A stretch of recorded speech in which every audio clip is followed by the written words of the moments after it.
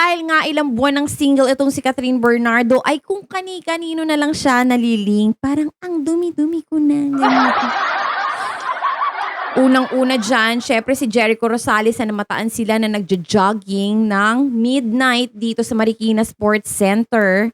No, at mula nga noon ay nagkaroon ng speculation na pinupormahan ito ni Jericho Rosales bilang single na din naman si Jericho. No? At sumunod nun ay si Alden. Dahil nga si Alden ay nakapartner niya sa Hello Love Goodbye at nung panahon ng part 1 ng Hello Love Goodbye, medyo dumista-distansya itong si Catherine dahil nagselos itong si Daniel Padilla kay Alden Richards. But then, na-regain nila ang kanilang friendship at madalas nga ang kanilang pagsasama nako-caught on cam sila ng mga netizens kapag sweet sila sa isa't isa at kalat na kalat nga ito sa social media. At eto na naman, may bago na naman lumabas. Si Catherine at Dominic ay spotted na magkasama sa gym. Ano ang meron? Spicy to ha. Naispatang magkasamang nag-gym together sina Catherine at Dominic. Trending ngayon sa X o dating Twitter ang larawan ng dalawa dahil na rin sa pagbibigay ng reaksyon ng mga fans ng dalawa ukol sa pagiging malapit nilang muli sa isa't isa. Sa katunayan, ang mismong trainer ay coach ni Catherine at Dominic na si Mauro Lumba ang nagbisto sa dalawa na magkasama ito nang mag-upload siya sa kanyang Instagram story nitong Martes ng gabi, June 11. Workout buddies, yun ang caption niya sa binahaging larawan. So eto, sabi pa dito, pag-amin ng celebrity fitness coach ay naaliw siya sa pagiging close ng kanyang anak na babae kay Catherine kaya binandera niya sa social media. Agad naman itong binahagi ng mga fanay ng kapamilya actress at iba pang social media pages. Maraming ang pumuri kina Catherine at Dominic dahil finally ay bumabalik na ang pagiging malapit nila sa isa't isa.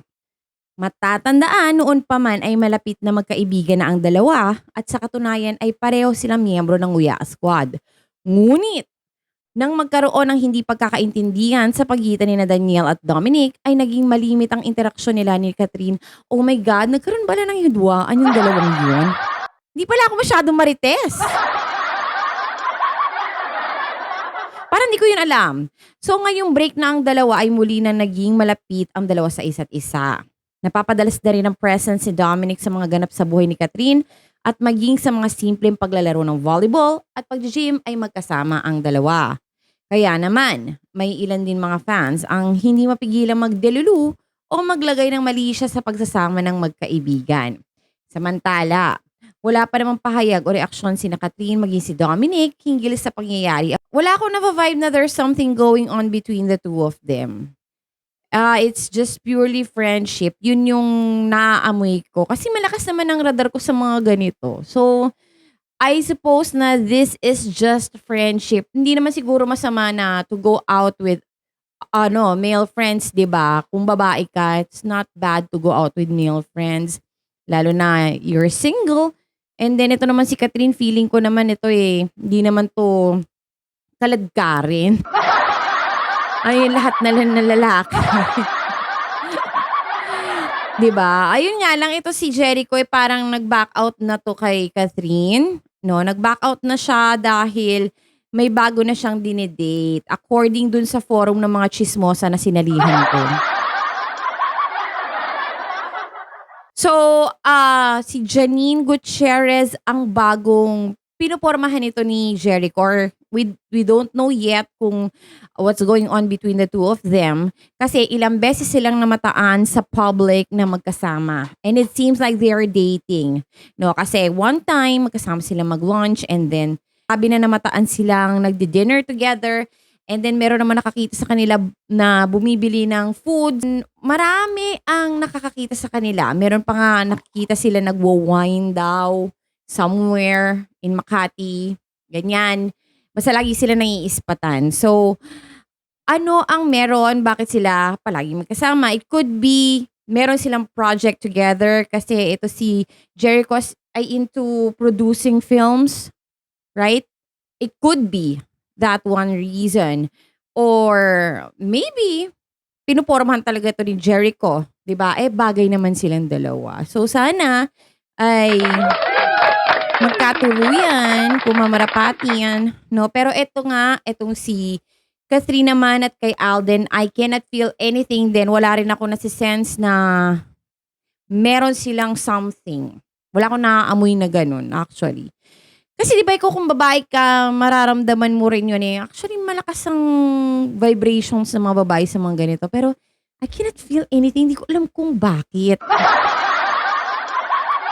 Parang it's just a typical friend na sweet kayo sa isa't isa, yung gano'n. Di ko alam kung ba't gano'n na nafi-feel ko. Siguro wala pa talaga sa ngayon or baka pinupormahan pa lang talaga ni Alden ito si Catherine, 'di ba?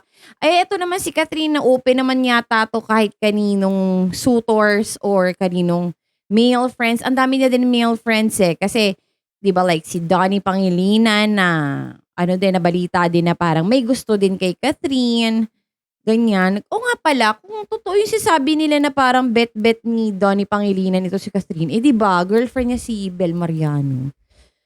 So parang ayun, nagkaroon din sila ng issue na nagkaroon nga ng iringan itong mga fanay ni Catherine Bernardo, pati itong fanay ni Bel Mariano, 'no. Ewan ko ba kung bakit yung mga fans yung nag-aaway pero yung mga artista hindi naman gano'n.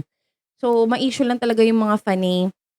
So anyway, sana lang talaga ay makatagpo ito si Catherine ng tamang lalaking para sa kanya. Maybe she's just taking time and enjoying her singleness as of the moment dahil nga sa pagkaka-witness natin sa kanilang relasyon ni Daniel Padilla ay grabe, dekada ang tinagal ng relasyon nila. So marami silang mga bagay na parang ano, so alam natin na parang yung mundo nila ay halos umikot na lang din sa isa't isa, especially Catherine, because nakita natin how unconditional her love is for Daniel Padilla. Anyway, wag na natin isama si Daniel dito kasi as I've heard and as I researched, meron na din daw bagong dinidate ito si Daniel Padilla. At malalaman natin yan dahil i-content natin yan on my next video.